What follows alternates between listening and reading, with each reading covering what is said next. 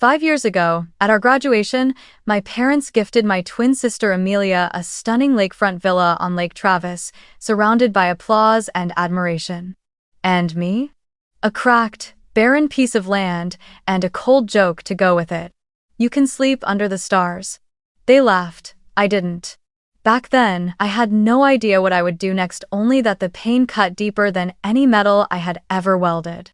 But now, I've turned that humiliation into the foundation of my own small empire. My name is Ava Carter. And if it were you, what would you do when your own family made you their punchline? Tell me, where are you watching this story from before we dive deeper into it? Thank you so much for being here right now. Amelia and I were born on the same day, just 4 minutes apart, yet all through childhood, it felt like the distance between us spanned a lifetime.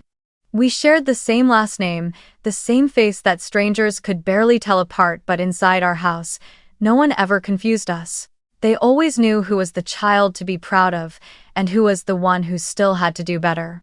Amelia was the golden twin, the bright, radiant one who loved to perform and always knew how to say what adults wanted to hear.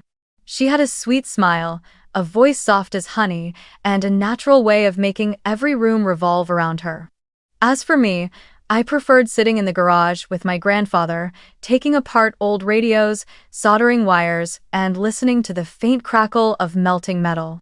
Grandpa always said, "Ava, you don't have to be loud to shine. You just need to create something no one can ignore." I believed him. But my parents didn't.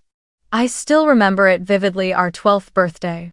The whole family threw a party in the backyard, with balloons, cake, and all of Amelia's friends, girls with curly hair, floral dresses, and voices chirping like sparrows. I stood off to the side, my hands still greasy from fixing my bike. When it was time for presents, my parents rolled out a gleaming white piano. "For you, Amelia," Dad said. "You need an instrument worthy of your talent." Everyone clapped. I watched, barely daring to breathe. Then Mom turned to me, smiling lightly. "And you, Ava, Grandpa has something for you." He stepped forward, holding a small wooden box. Inside was an old set of electrical repair tools, worn and faded. I smiled, not because it was big or shiny, but because I knew it came from the heart. Mom didn't see it that way. She looked at the scene as if Grandpa had just handed me a box of junk. "Like grandfather, like granddaughter," she muttered, and laughter rippled through the crowd. From that day on, I learned the art of silence. Not because I had nothing to say, but because I realized that in this house, my voice would never be heard.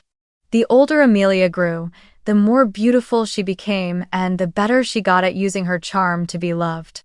Whenever relatives came to visit, Mom always called Amelia down first. "Smile, sweetheart, so they can see how different the twins really are." And when I finally walked in, still wearing a paint-stained shirt, she would fix a strand of my hair and sigh softly. "Ava, maybe try to be a little more feminine." I would just answer, "I'm fine the way I am." But deep down, I knew my version of fine would never be enough for them. In high school, the gap between us grew even clearer. Amelia played in the school band, ran for homecoming queen, and appeared in the local newspaper. I won the science fair with a homemade engine prototype, but when I brought it home, Dad only said, "Are you really planning to work with machines your whole life? A girl should study something more refined." I stayed quiet. After dinner that night, I went down to the garage, turned on the light, and started taking apart a new radio to teach myself how it worked. As rain drummed against the tin roof, I made a silent promise. One day, I'd make him say my name without that sigh in his voice. Grandpa was the only one who never compared us. He often told stories from his younger days. "People only appreciate what's easy to see, Ava," he'd say. "But real value often hides in what no one bothers to notice." When I once asked why Mom never smiled at me the way she did at Amelia, he simply replied, "It's not that you're not good enough, you're just different. And people fear what's different." I carried those words with me for years. One summer evening, I overheard Mom talking to our neighbor through the fence. "They're twins," she said, "but Amelia is what every mother dreams of." I froze behind the lavender bushes. That night, I climbed onto the rooftop and looked down at the glowing garden below, where Amelia was playing the piano for her friends. Tilting my head toward the sky, for the first time, I wondered if maybe I really was the unwanted child. But then I remembered Grandpa's voice. You don't need their approval, Ava. You just need to know you're walking the right path. In our senior year, Amelia got a brand new Mini Cooper from our parents. I was still riding the old bike I'd repainted myself, its wheels clattering every morning. My friends laughed, and Amelia shook her head. You're like the background character in a teen movie, she said. I didn't reply. Some words carve themselves into your heart, whether you want them to or not. When Grandpa passed away, I was the only one by his bedside. He held my hand and whispered, Ava, keep building. One day, the world will need hands that know how to mend. I didn't fully understand what he meant then, but I knew he wasn't just talking about machines. He was talking about me, about rebuilding a life, piece by piece. After the funeral, I came home to find Amelia live streaming from the living room, showing off the bouquet she'd received to honor our beloved grandfather. I quietly placed Grandpa's old wrench on the altar and said nothing. That same day, my parents began discussing our futures.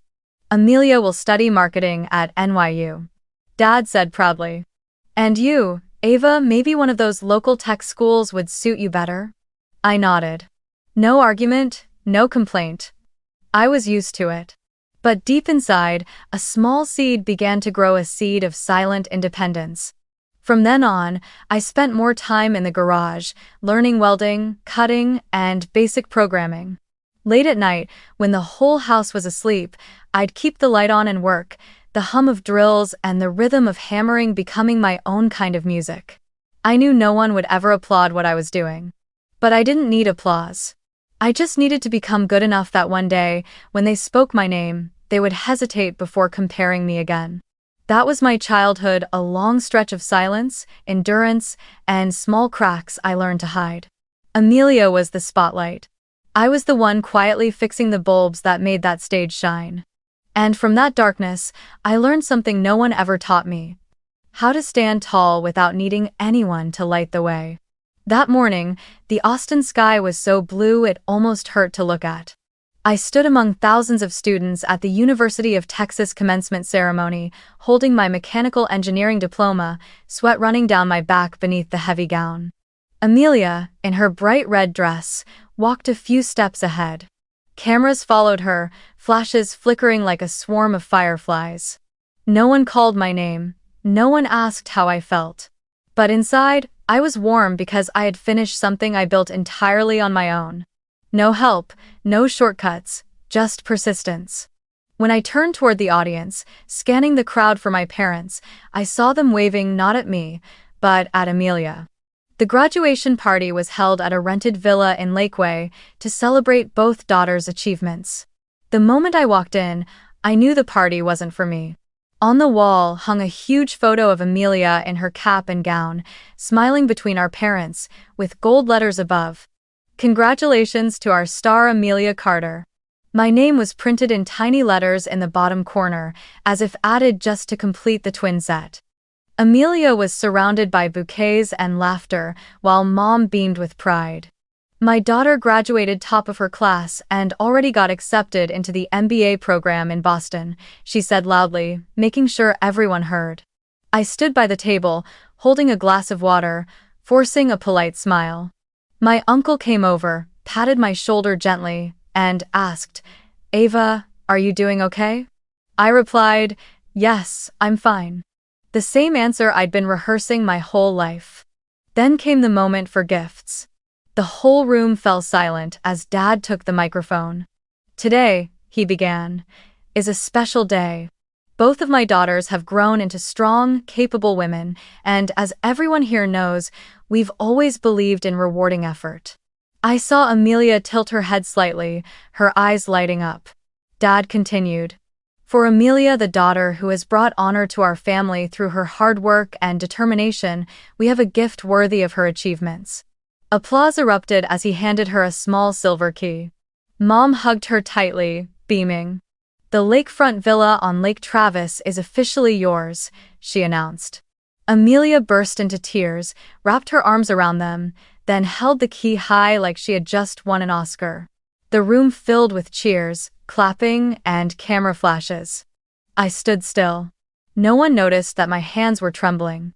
Inside, a cold wave slowly rose through me. I thought maybe I'd still get a small gift, nothing extravagant, maybe an old car or a little help to get started with work.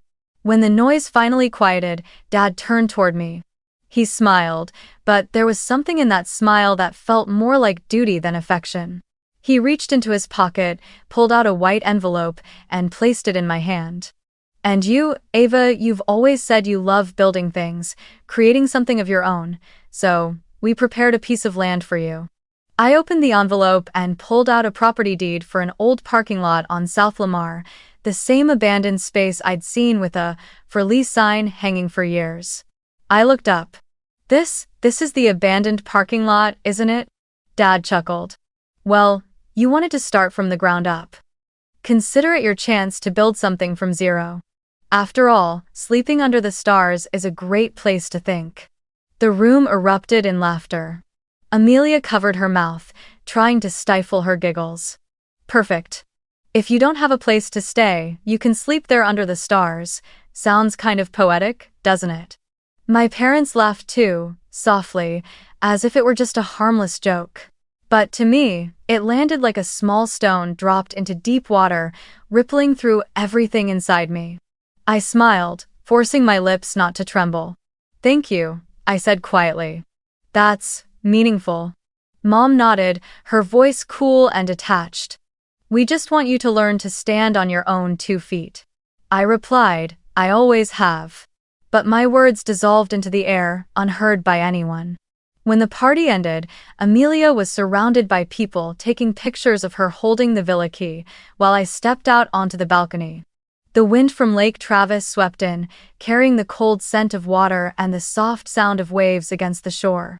Below, the city lights shimmered like a band of artificial stars. I wondered if anyone in that room had ever thought about what it felt like to stand outside the joy of your own family. Probably not. I left the party early. No one noticed. That night, I drove to the plot of land on South Lamar. It was an old parking lot, about the size of 2 small houses, overgrown with weeds, the painted lines nearly faded away. The streetlights cast a weak yellow glow on the cracked asphalt. I turned off the engine, stepped out, and felt my shoes sink slightly into the sand and dust. The air smelled of asphalt and grit, the scent I'd known since the garage days. I stood in the middle of that empty lot, alone, listening to the hum of insects and the distant rush of traffic. I bent down, picked up a small stone, rolled it between my fingers, and whispered, so quietly only I could hear, "One day, I'll make them swallow every word."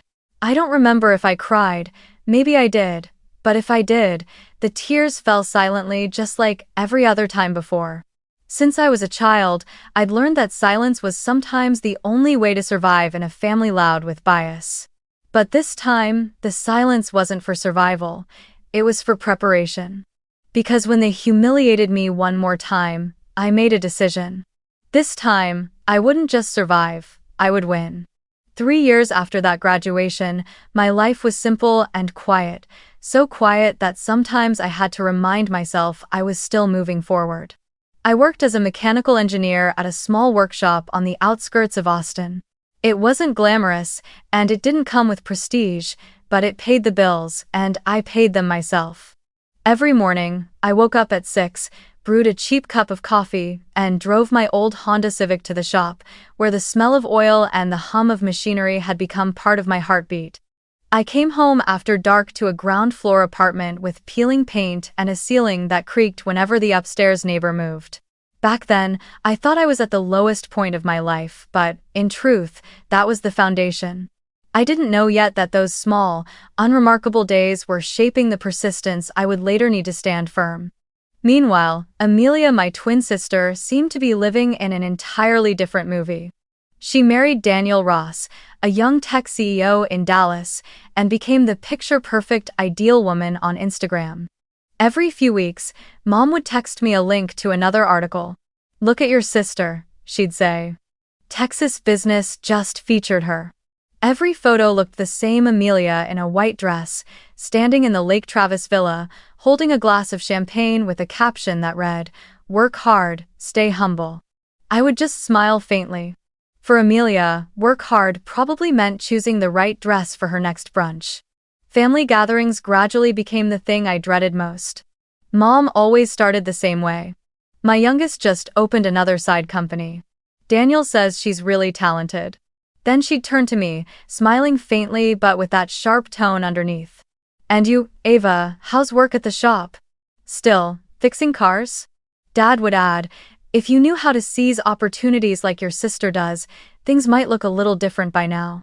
I stayed silent, finishing the last bite of dry bread on my plate. There were moments I wanted to scream that doing manual work didn't make me worth any less, that I was independent, that I hadn't taken a single dollar from them. But I knew saying it wouldn't matter. They weren't looking for understanding, they just wanted another excuse to be proud of her. After every gathering like that, I'd drive to the old plot of land on South Lamar. At first, I didn't even know why I kept going. Maybe because, empty as it was still the only thing that truly belonged to me. Every weekend, I'd clear weeds, sweep leaves, repaint the rotten fence. Sometimes I'd just sit in my car for hours, watching the sun sink behind the distant buildings. Each time I saw the rusted sign that read, "Carter Property," I'd remember that graduation night and the words, "You can sleep under the stars." I imagined replacing the sign someday with one that read, "The Lot by Ava." I didn't yet know what the lot would become, but I knew it wouldn't stay meaningless forever. My life was steady, but lonely. My college friends had all scattered, each chasing their own version of success. I dated a coworker once, Jake, a good man, genuine and kind. But I couldn't let him in. Every time he said, "You're amazing, Ava," I heard my mother's voice in my head. Amazing? If you were amazing, you wouldn't be living like this. Eventually, I ended it. I told him I needed to focus on my career, but the truth was simpler. I was just afraid someone might see the cracks in me, the ones I still hadn't learned to face myself. I still sent birthday cards to my parents every year, still called to check in out of politeness, and always got the same response. "Ava, you need to try harder, look at your sister and learn from her." Occasionally, Amelia would text me short, detached messages like, "Hey, you doing okay? I'm swamped this week, have to fly to New York for an event." I'd reply, "I'm fine. Take care," and then delete the chat right after.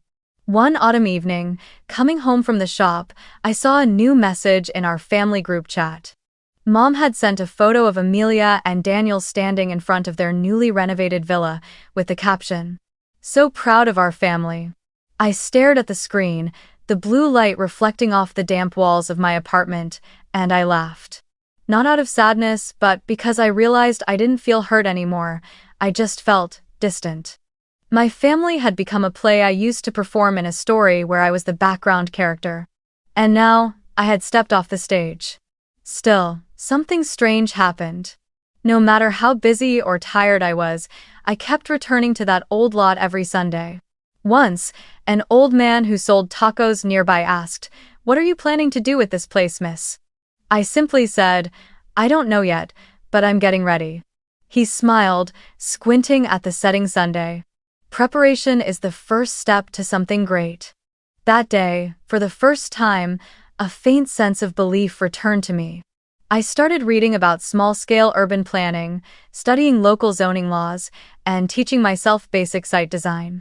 I had no money, no clear plan, but I had a thought that refused to go away. If they thought I was only worth a parking lot, I would turn it into something they'd envy. Sometimes, when I stood in the middle of that lot, I could still hear the laughter from that graduation night, the sound of Amelia's voice, the condescending look in my mother's eyes. I didn't hate them, but I never forgot. Hatred keeps you stuck. Memory, though, that's fuel. And in that silence, I began to ignite the first spark of my dream. That afternoon, the Austin heat was so intense it felt like the asphalt itself was melting beneath my feet. I had just finished my shift at the workshop and planned to stop by a small cafe downtown to rest, but I got caught in traffic at a busy intersection. Ahead, something unusual was happening. A crowd gathered around a long row of food trucks stretching down the block. The smell of tacos, grilled meat, and roasted coffee mixed in the air, thick and warm. From a corner, the sound of soft acoustic music floated through the noise. Groups of friends laughed, children chased each other around picnic tables, and for a moment, time seemed to pause. There was something raw, vibrant, alive in that atmosphere. It made my heart race. I didn't know why, but suddenly the image of my own lot flashed in my mind, the abandoned parking lot on South Lamar. And for the first time, it didn't look dead. In my head, I saw string lights draped along the fence, soft music playing, wooden tables, food trucks lined side by side, and people gathered eating, talking, living. The idea struck so hard I had to pull over. I grabbed my notebook and scribbled fast. The lot, outdoor food park. That night, back in my tiny apartment, I opened my old laptop and started researching everything. Business permits, food safety codes, layout design, startup costs.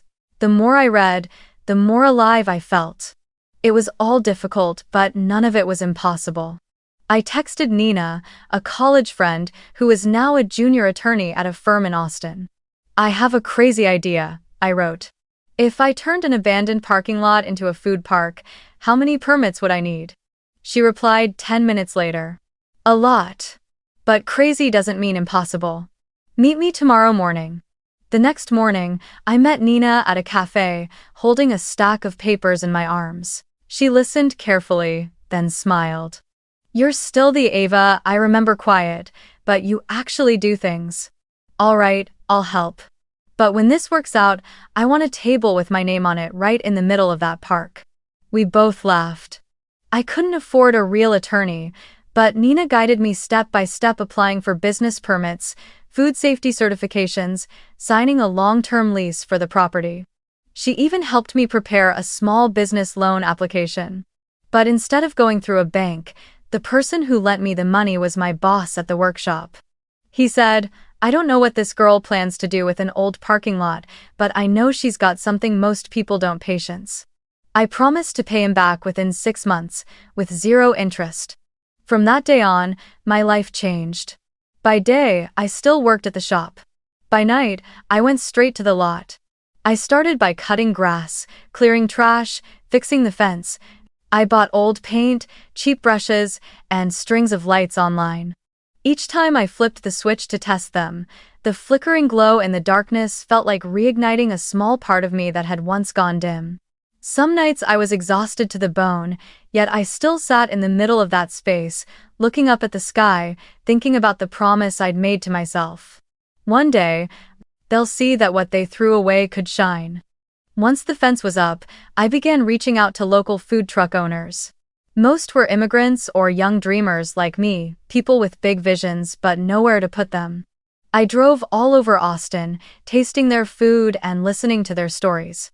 A Mexican couple who made tacos, an elderly Korean woman who cooked spicy noodles, a young black man who roasted coffee by hand. I told them about the lot, an open-air food park where people could eat, listen to music, and feel free. They smiled, half skeptical, half intrigued, but eventually nodded. "If you're brave enough to try," they said, "then we're brave enough to follow." 3 months later, the empty lot began to transform. I hired a crew to install electricity, repave the ground, build dining areas, and string lights along the fence. Every night, while the city slept, I stayed there painting posts, assembling tables, putting up a makeshift wooden sign that read, "The Lot by Ava." Sometimes, people passing by would stop and ask, "What are you building here?" I'd just smile and say, "Something small." But it won't stay small for long. On opening day, I didn't expect much. But when the first food trucks opened their windows, people began to come: neighbors, workers, students. Laughter filled the air, music played through an old speaker I had repaired myself, and the smell of food drifted through the neighborhood. I stood in the corner, coffee in hand, my eyes stinging. For the first time in my life, I didn't feel like someone's faded reflection. I didn't need anyone else's light, I had made my own. That night, after closing, I sat alone among the wooden tables. Above me, the stars shimmered just like the cruel words that had once cut so deep. You can sleep under the stars. I looked up at that same sky and smiled softly. All right, I whispered. But not to sleep, to dream. I would turn what they called a worthless lot into a place people sought out every weekend, and in doing so, I would find myself again. 2 years after hanging that first wooden sign, the lot by Ava was no longer an abandoned parking lot. It had become the beating heart of South Lamar, a place where weekend nights glowed with golden light, where the sound of guitars mixed with the scent of barbecue and laughter that carried down the street. The local newspaper ran a headline: "The woman who turned an abandoned lot into Austin's most beloved food park." TikTok flooded with clips showing the warm, twinkling space strings of lights, long wooden tables, kids running around, and me still behind the counter, still wearing gloves, still holding a wrench. People called me viral, but I just thought, maybe light does find those who were once left in the dark as long as they never stop flipping the switch. I used my first profits to buy 2 adjoining plots of land, expanding the food park into a full complex with a small live music stage, a beer garden, and a weekend market for local artisans. The Friday night acoustic sessions became a tradition. Every week, hundreds of people gathered to listen to music, drink craft beer, and eat sizzling tacos under the lights. I didn't have a villa, but I had something far better: a community built with my own 2 hands. Word spread faster than I ever could have imagined. I didn't post much, didn't need to brag. But one Saturday afternoon, while I was checking inventory for the beer garden, a white Porsche pulled up at the gate. The door opened, and a pair of red high heels hit the pavement first. I didn't need to look closely to know who it was. Amelia, blonde hair, silk dress, oversized sunglasses, a brand new Chanel bag on her arm. She walked through the entrance like it was a runway, while I stood among the food stalls and the smoke of grilled meat, wiping my hands on my apron. "Hey, sis," Amelia said, her voice sugar, sweet but hollow. "I just had to come see this little project of yours that everyone keeps talking about. It's cute." Her eyes scanned the place, the wooden tables, the long lines of customers waiting for food, then stopped at my muddy shoes. "Wow, you're still doing the whole hands-on thing?" I looked at her and smiled faintly. "Yeah, around here, we don't show off brands, only effort."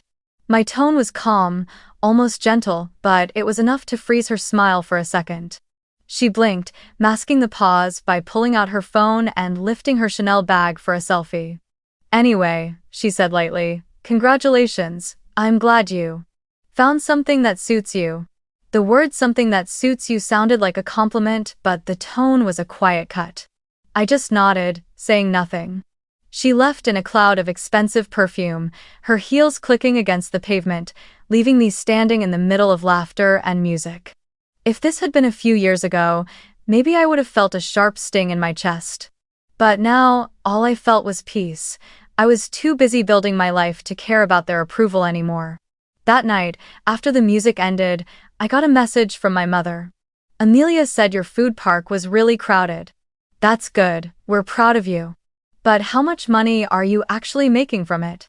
I looked at the message and leaned against the railing, watching the golden lights shimmer across the lot. How much money? I never counted. All I knew was that every dollar was earned through sweat, through nights I worked myself to exhaustion, through the faith of strangers who believed in a dream with me. I didn't reply. Instead, I opened the old notebook, the same one where I had once written, "The lot, a place to stand." Beneath it, I wrote a new line, my pen steady and firm, "and a place where I'll never bow again." After Amelia's visit, I began to sense something else carried on the wind, the scent of envy. She started posting subtle captions online. "Success is when you no longer have to work with your hands." Beneath the post, my mother commented, "So proud of you, sweetheart." I saw it and just smiled. People can take pictures with anything, but no one can take a picture with real worth. A week later, Dad called. "Ava," his voice was strangely warm, almost unfamiliar. "Your mother and I are thinking of visiting your place this weekend. Anything special on the menu? I knew he wasn't coming for the food. There was something new in his tone, curiosity, mixed with a hint of regret. They were starting to wonder how much I had really built. Maybe, to them, success only counted if it could be measured in dollars. But for me, the meaning of value had already changed. I no longer needed them to define it for me. That evening, after everyone had gone home, I stayed behind, sitting quietly as the golden lights reflected off the pavement, the same ground that, just 2 years earlier, had been overgrown with weeds. I whispered to myself, if these lights make them finally look back, then so be it. I don't need their love, I just need them to know I'm no longer the one to be laughed at. In that moment, I understood something. The lot wasn't just a food park. It was my answer to all the years of being underestimated. Every glowing bulb, every strand of light strung across the fence, was proof that I had survived every insult and not just survived, but thrived. Yet, deep down, I knew my family wouldn't stay silent for long once they saw what I'd built. One early summer morning, the sunlight poured over the lot like honey. I was signing a contract with a local band for our upcoming holiday events when I heard a voice behind me. Oh, it's actually cuter than I expected. I turned around. My mother stood there wearing a beige linen dress, a wide-brimmed hat, and oversized sunglasses, her face a mixture of curiosity and caution. She walked slowly through the area, inspecting everything as if she were evaluating a real estate investment, not visiting her daughter. I wiped my hands and gave a polite smile. I thought you were too busy, Mom, I said. Her tone was airy, almost rehearsed. I just wanted to see this serious job you keep talking about. She stopped in front of the large wooden sign that read, "The Lot by Ava," read my name out loud, then gave a small, dismissive hum. Quite creative, I suppose. If you want, your father and I could help you invest more, maybe turn this place into a chain. I smiled softly, but with a chill behind it. Help? How exactly? By taking my name off the papers? She froze for a moment. Why would you say that? I'm just trying to show some interest. I looked her straight in the eyes, though the sunlight reflecting off her sunglasses made it hard to see what she really felt. Thank you, I said evenly. But the lot already has an investor me. Just then, a silver SUV pulled up. The door opened, and Amelia stepped out, holding a latte, her voice bright and cheerful. Mom, I told you this place is super trendy now. Everyone's checking in here. Then she spotted me. Her expression flickered for a moment, something between surprise and discomfort, but she quickly regained her poise. Hey, sis, she said with a curved smile. Mom told me you've been doing pretty well, so we were thinking we could help you open a branch up north. You should share it, you know. Mom and Dad just want to help. The word share sent a cold ripple down my spine. I set the folder of documents down on the table and crossed my arms. Share? I repeated calmly. No one helped me when I begged for a $5,000 loan to fix my roof back then. Mom said it was unnecessary. Dad told me no one forced you to live in that rundown apartment. I looked at each of them in turn. And now that this place has value, you want to share? Sorry, but no one gets a single dime. The air went still. Amelia raised an eyebrow. You're overreacting. Family isn't your enemy. I let out a soft laugh. No, not enemies. Just spectators, the ones who sat in the front row when I fell, and now want to stand beside me on stage. Mom opened her mouth to speak, but her voice trembled slightly. Ava, don't talk like that. I'm just worried about you. Worried? I cut in, my tone calm, but firm. You only worry when I do something that embarrasses you. When I was struggling, you weren't there. She lowered her eyes, silent. Amelia stepped between us, forcing a small, uneasy smile. All right, let's not make this tense. Mom, let me talk to her alone. We walked to the back patio, where sunlight glinted off the hanging lights and polished wooden tables. Amelia spoke softly. I don't understand why you have to be so extreme. I just think if you collaborated, everyone could benefit. I didn't look at her. My eyes stayed on the string lights above us. Benefit? I said quietly. Have you ever once thought about whose benefit? When you got the villa and I got a parking lot, did anyone in this family think about sharing then? Amelia said nothing. When she finally spoke, her voice was almost too gentle. That was a long time ago. Old doesn't mean forgotten, I said slowly, each word landing like a drop of water hitting wood. You call it sharing.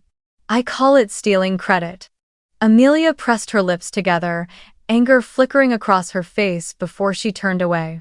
You've really changed, you know. You used to be so gentle. No, I replied. I haven't changed, I just stopped staying silent. I walked back to the bar area where the staff were turning on the lights for the evening. The golden glow spread across the tables, warm, steady, grounding. Mom and Amelia stood there for a moment before leaving, their perfume lingering in the air, the sound of their heels clicking against the concrete fading behind them. I watched them go, not angry, not bitter. Just light. For the first time in my life, I said no without feeling guilty. For the first time, I understood that saying no isn't ingratitude, it's self-respect. I looked up at the wooden sign swaying gently in the breeze, The Lot by Ava, and it felt like a declaration. I had finally cut the cord that tied me to dependence. That night, I wrote in my journal, June 14th, today I said no, not to fight them, but to stand with myself. And I knew that was my first moment of freedom. A long-healed wound finally closed, and in that quiet space, I felt something new, peace. But I should have known they wouldn't stop there. For Amelia and Mom, every failure was a crack in the perfect image they'd built, and my success without them was the deepest crack of all. 3 weeks after that confrontation at the lot, the first signs of their counterattack began to appear. On a Monday morning, I opened my laptop to check new orders and saw a notification from Yelp. Several recent reviews have been flagged as potential spam. I frowned and clicked it open. The 5 newest reviews, all 1 star. Each one sounded eerily similar. The owner is rude, the staff careless, the food terrible. Don't support someone who doesn't respect her family. I sat still for a few seconds, staring at the words, doesn't respect her family. The phrase was painfully familiar, the exact tone my mother used whenever she wanted to wound me while pretending to be righteous. She'd always used family as a shield to hide the harm she caused. I exhaled slowly. Anger flickered through me, but reason rose faster. I'd learned not to react emotionally. If they wanted to drag me into the mud, I'd let them sink in it themselves. 3 days later, a city inspector showed up at the lot's gate. White shirt, clipboard in hand, polite but uneasy. Miss Ava Carter? We received an anonymous complaint alleging safety and permit violations on this property. I looked at him calmly.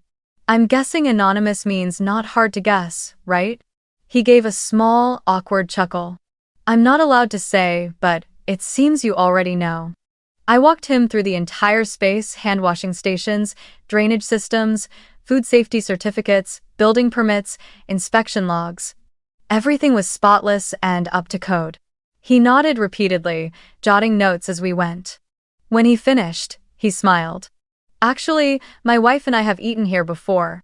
The tacos were great. Don't let silly rumors get to you. I thanked him with a smile, but the fire inside me still burned. Not out of fear, but conviction. Because I knew if I stayed silent, they'd think they'd won. That night, after the food park went dark, I sat alone under the swaying string lights. I thought back to when I was 18 when they handed me that piece of land and laughed. They had wanted to make me a joke. But from that joke, I had built something they could never buy, respect. And right then, I knew it was time to tell the real story. My way. The next morning, I called the Austin Chronicle, the local paper known for covering small businesses around the city. I told the editor, I have a story that might make your readers see the phrase abandoned land differently. He sounded intrigued. That does sound interesting. What's the story? I replied, it's about a girl whose parents gave her a parking lot as a joke, and how she turned it into an empire. 2 days later, a journalist named Rachel Kim arrived at the lot with a photographer. I told her everything without hiding or softening the truth. The humiliation, the mockery, even the fake reviews. Rachel took notes quietly, then looked up and said, "This isn't just a business story. It's a story about resilience." I'm going to title it, "The Woman Who Built a Business from a Parking Lot Her Parents Gave Her as a Joke." I nodded. That sounds about right. The article hit the front page of the local heroes section a week later, and it spread like wildfire. People shared it, commented, tagged me in thousands of posts. TikTok filled with videos showing me standing in front of the lot, with captions like, "From joke to dream." Strangers came up to me, shook my hand, told me my story gave them courage to start over. One middle-aged woman said, "My ex-husband left me with debt and a rusted old warehouse. I'm going to turn it into a pottery studio now." I smiled, my eyes stinging softly. When the article hit 1 million views, my mother called. I stared at her name on the screen, my hand frozen. After a few seconds, I answered. "Ava," she began, her tone calm but tightly restrained. "That article, it's making people misunderstand our family. Do you know people are talking badly about me?" I replied softly, "No, they're just hearing the truth." Her voice snapped, sharp and brittle. "You're hurting your parents." I kept my voice steady. "No, I'm just telling what happened. If that hurts you, maybe the hurt was there long before I spoke it." Then I hung up. For the first time, my hand didn't shake. After the article, business at the lot doubled. Lines stretched down the block, live music played every weekend, and the revenue was enough to pay off every loan and start plans for a second location. But more importantly, I found something I'd never had growing up: the faith of others. Strangers emailed me, thanking me, saying my story made them want to rise again after failure. I read every word and realized they were the family I had chosen. One late night, sitting alone on the balcony, I watched the crowds below. The wind brushed through my hair, the lights reflected off my half-finished glass of beer, and I let out a quiet laugh. "They thought they buried me," I murmured. But they didn't know how deep my roots had already grown. From the cracked cement of that abandoned lot, I had grown like a cactus, rough, resilient, and still blooming. I tilted my head up toward the sky. The same stars from years ago were still there. But this time, I didn't see them as a place to sleep under the stars. I saw them as hundreds of tiny lights reflecting from the lot itself, lights I had built with my own hands, lights no one could ever put out, not even if they chose to turn against me completely. It was a special Saturday night, the second anniversary of The Lot by Ava. I stood on the second-floor balcony overlooking the outdoor stage, watching hundreds of people cheer below. The lights flickered in rhythm with the acoustic music, and the air was thick with the scent of food and laughter. I wasn't someone who often felt proud of myself, but that night, I allowed it. I exhaled softly, a quiet sigh of relief. I had done it from a parking lot once given to me as a joke. I had built one of Austin's most beloved gathering places. And, just as I thought peace had finally settled in, chaos erupted at the gate. A staff member rushed up to me, whispering, "Ava, there's a woman causing a scene at the entrance. She says she's your sister." Before I could respond, I saw her Amelia emerging from the crowd. The familiar blonde hair, the red high heels, the unsteady steps across the concrete. Her off-shoulder silk dress was wrinkled, mascara streaking down her cheeks, and a half-finished glass of wine still in her hand. Behind her, my mother followed, her face drawn and anxious. I didn't need to guess. This wasn't going to end quietly. Amelia stumbled forward, her voice sharp and trembling with a mix of alcohol and long-held resentment. "Oh, look who it is, the queen of the parking lot." A few people in the crowd started pulling out their phones, recording. I descended the steps slowly, keeping my voice calm. "Amelia, you should go home. This isn't the place for that." She let out a shrill laugh that cut through the music. "A joke? The whole life of yours is a joke, Ava. You think you're better than me? You're just that greasy little mechanic who used to fix bikes in Grandpa's garage." I could feel hundreds of eyes on me. The music faded, replaced by an uneasy hush that spread across the crowd. Amelia staggered closer, raising her glass, her voice sharp and slurred. "All of this," she said, waving her arm around, "is just luck. Don't think success changes what you are. My mother reached out to grab her wrist. Amelia, stop it, you're making a scene. But Amelia yanked her hand free, wine splattering onto Mom's beige dress. No, you've always taken her side. And now what? Now she's the famous one, and I'm just the lazy twin. The jealousy in her eyes was unmistakable. I'd seen it before, when we were children, but now it had taken shape in the rawness of alcohol and desperation. I took a step closer, my voice calm but steady. You're drunk, Amelia. Go home. I'll call you a car. Light. Instead of backing away, she raised her glass again, her voice trembling. You think you can lecture me now? And then everything moved in slow motion. She threw the glass. The deep red liquid arced through the air, bursting in the glow of the lights. The glass hit the ground, shattering into hundreds of sharp, glittering fragments. Wine splashed across my shirt, cold and sticky against my skin. The entire space went silent. Somewhere, someone whispered, "Oh my God," and then even that stopped. I stood perfectly still, hearing nothing but the slow, heavy thud of my own heartbeat. 2 security guards rushed forward, grabbing Amelia by the arms. My mother screamed, "Stop, don't touch her." But Amelia struggled, thrashing, her voice cracking with rage. "Let me go, I'm not done with her yet." I didn't move. My eyes stayed locked on hers. When I finally spoke, my voice was low, not raised, not trembling. Actions have consequences, Amelia. Phones started rising one by one, flashes flickering through the tense air. People were recording.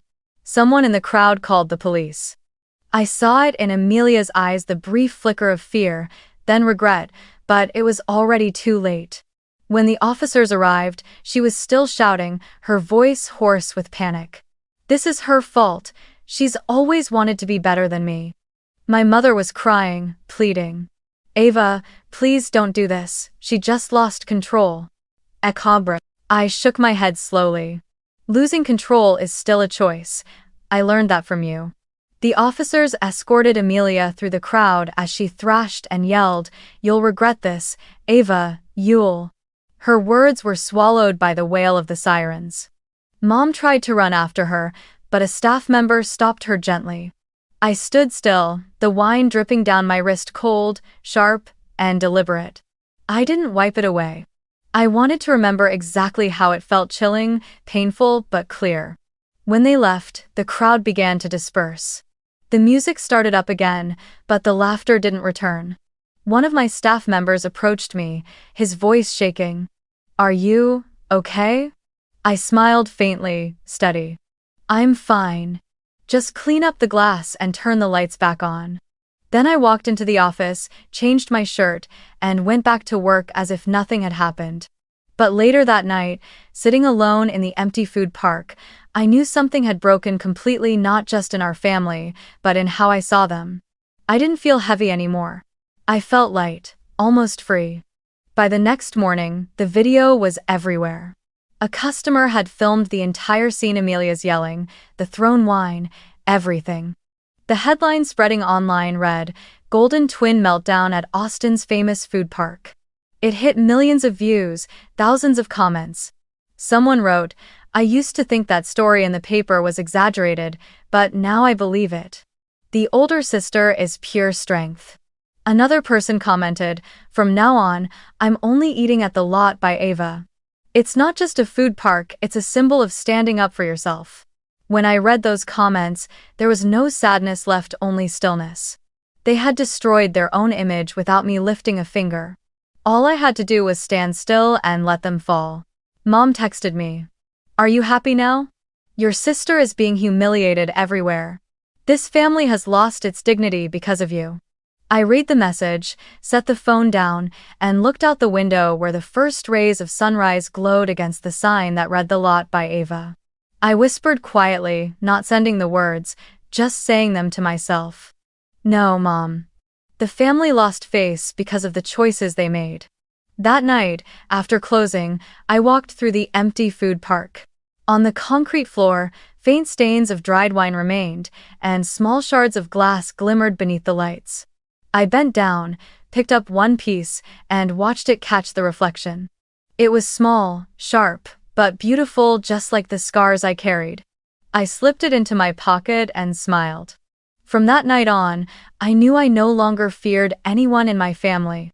Because finally, they had revealed who they truly were, and all I had to do was keep walking forward, on the same ground they once called worthless. From here, there was nowhere to go but up.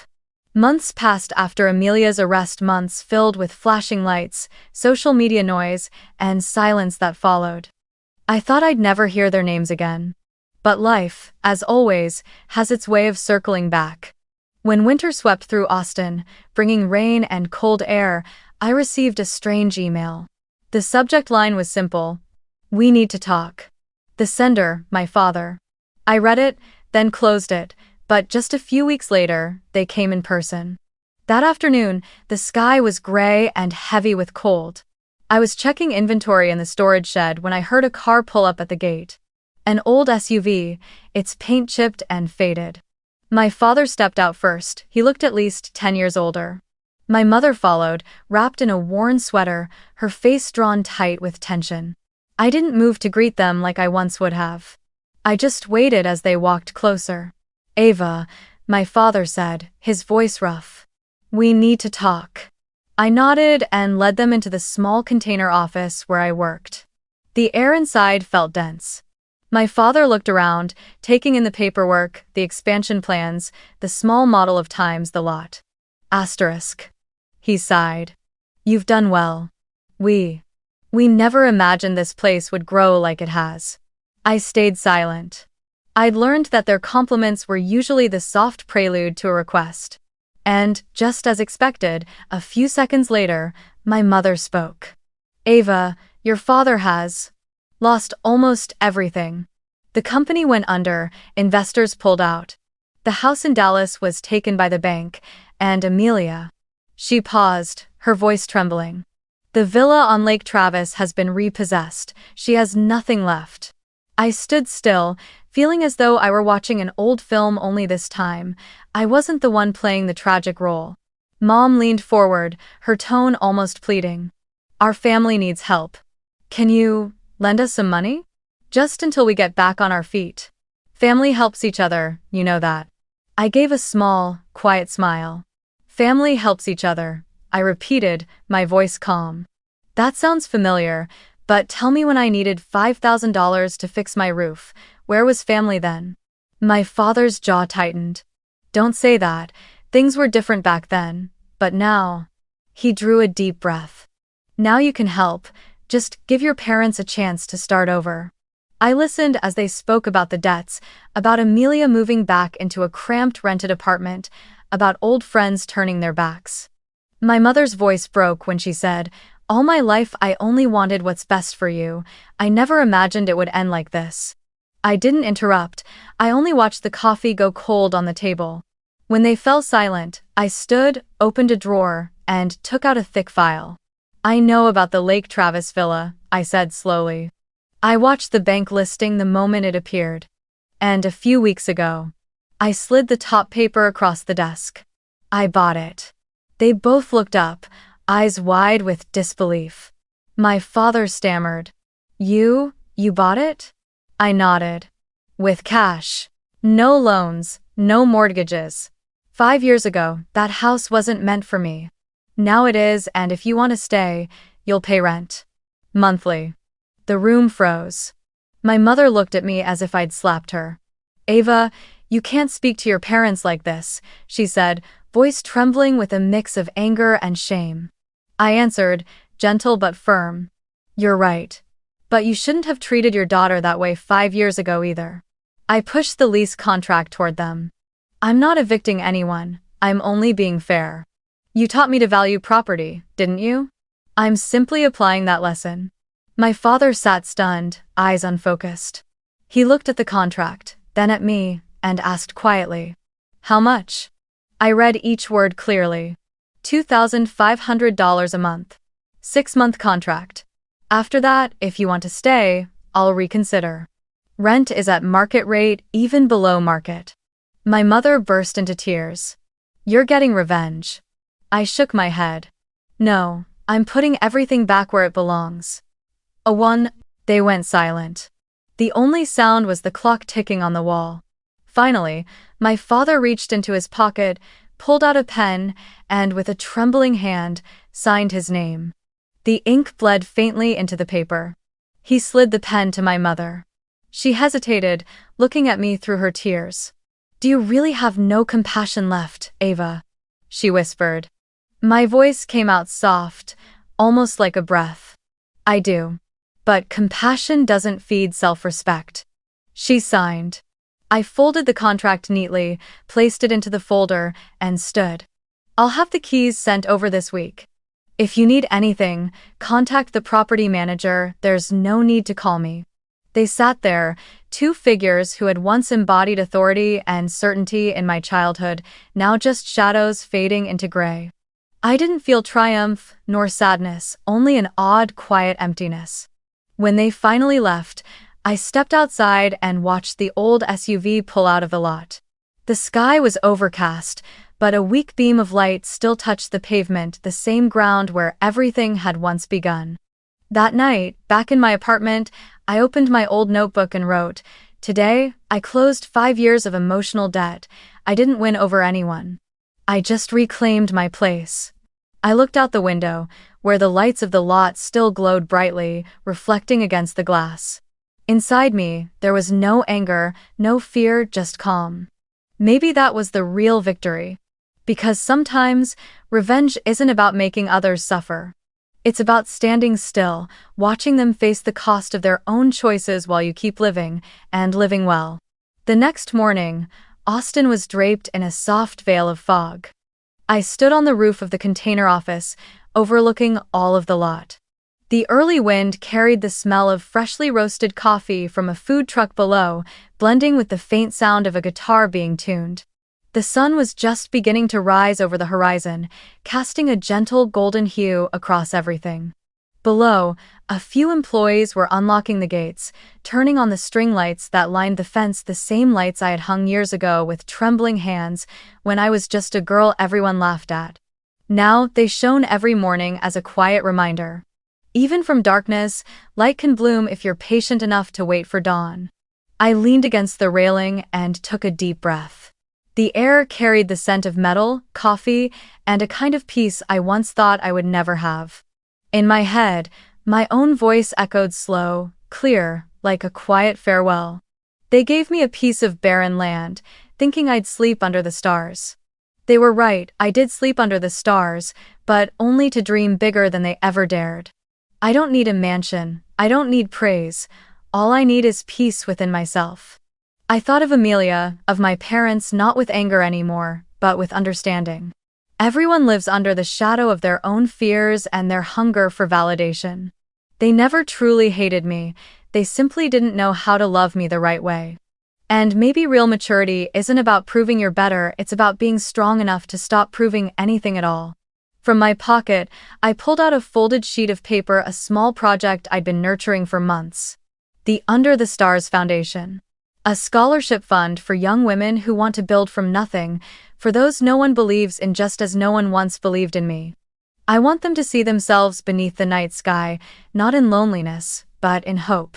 The morning drifted on, sunlight spilling over the rooftops of the food trucks, glinting off the wooden sign carved with my name. I walked down, across the lot that had once been cracked and empty, now paved and alive with laughter and music. Before leaving the office, I turned off the final switch. The lights dimmed one by one, but inside me, another kind of light kept burning, steady, quiet, eternal. I turned back and looked at the lot glowing in the morning haze. It was no longer the abandoned space of my past, but proof that pain can become seed. I smiled softly. Above me, the last few stars lingered in the fading dawn like dreams that refused to die. And then, as if written across the closing frame of my life, one simple line appeared, gentle, but holding everything I'd learned. Sometimes, the worst gift becomes the beginning of the best life.